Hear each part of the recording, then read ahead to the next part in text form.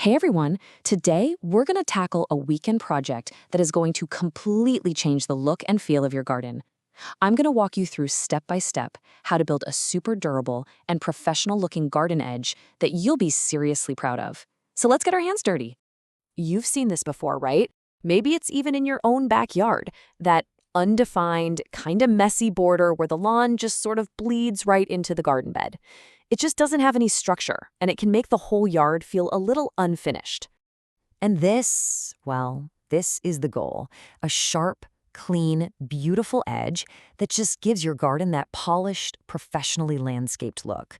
It adds some serious curb appeal, and believe it or not, this is a project you can absolutely crush yourself. So, how do we get from point A to point B? Well, it all starts with solid preparation. In this first section, we're laying the groundwork, which, let me tell you, is the real secret to making the rest of the job go smoothly and getting that perfect finish. We're breaking all this prep work down into 3 really simple steps. First, we're going to mark out our area with total precision. Second, we'll dig the trench that's going to hold our pavers. And third, we'll clear out that old grass to make way for the brand new garden bed. Now this is where you start to feel like a pro. You don't just eyeball this kind of thing. By using some simple pegs and a string line, you create this flawless guide. In our example, the builder measures out exactly 800 millimeters from the house at both ends. Why? To make sure that line is perfectly parallel and square. Once you get the string up and use a little line level to make sure it's perfectly flat, you just trace it with some spray paint. Boom, an exact line to follow. No guesswork.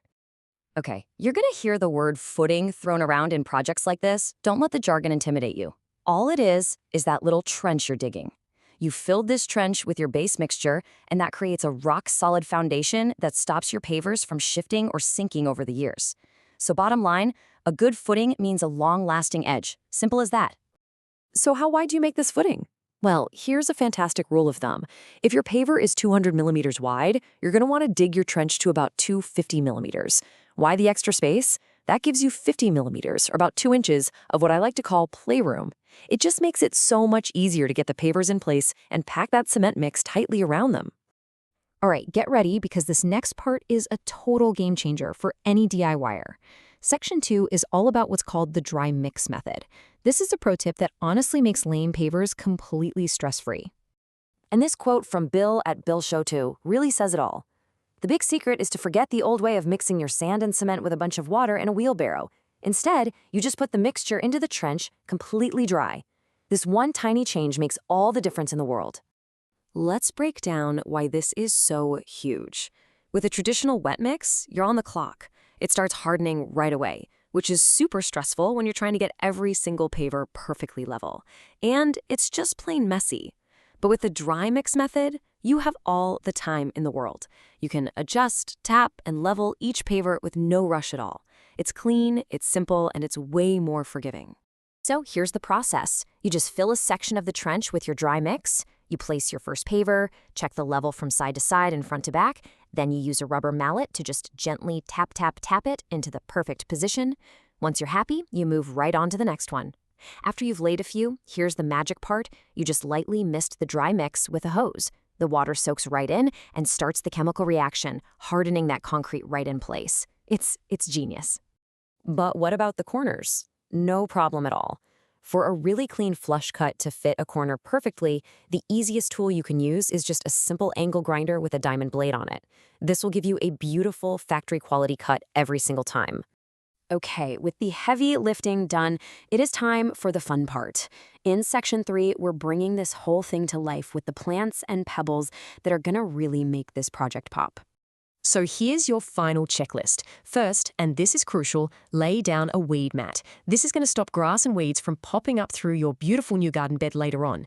Then you'll position your plants. Here they're using gardenias, spaced about 700 millimeters apart for nice, even growth. And finally, you add your decorative pebbles, like these southern white ones, to complete that high-end look. And listen up, here is another fantastic, time-saving pro tip for you. Don't put your plants in the ground and then try to wrestle the weed mat around them. Oh no, it's much, much easier to lay the whole mat down first and then just cut an X right where each plant needs to go. Trust me on this one. So let's wrap this all up by taking a step back and looking at the incredible transformation and what all your hard work actually gets you. This chart really tells the whole story, doesn't it? About 3/4 of the effort is that physical work up front, the digging and the paver laying. But once that's done, the beautiful finishing touches, the plants, the pebbles, that's the final 25%. And that part comes together really, really quickly. It's so satisfying.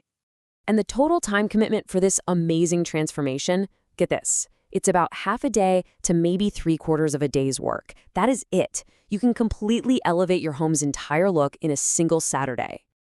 So as you can see, a totally professional-looking result is absolutely within your reach with these techniques. The only real question left to ask is, now that you know you can do this, what will your next weekend project be?